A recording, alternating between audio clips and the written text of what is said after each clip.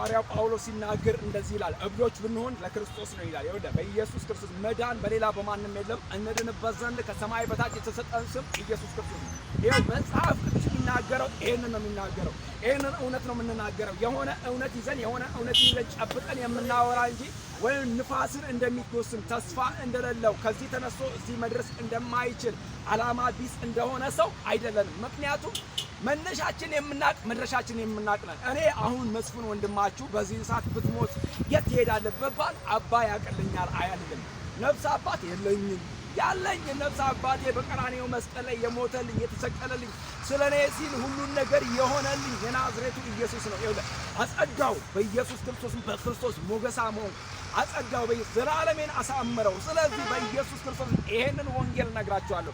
መጽሐፍ ቅዱስን ገለጥ አድርጉት። በእውነት እዛ ውስጥ ነው ያለው፣ ጽድቅ እዛ ውስጥ ነው ያለው። በክርስቶስ ኢየሱስ ላሉት አሁንም ኩነኔ የለባቸውም ይላል። የልጁ የኢየሱስ ክርስቶስ ደም ከኃጢአት ሁሉ ያድናል ይላል። የእውነት እንጀራ እኔ ነኝ ይላል። የሕይወት እንጀራ እኔ ነኝ ይላል። በሩ እኔ ነኝ ይላል። መዝጊያው እኔ ነኝ፣ መግቢያው እኔ ነኝ ይላል።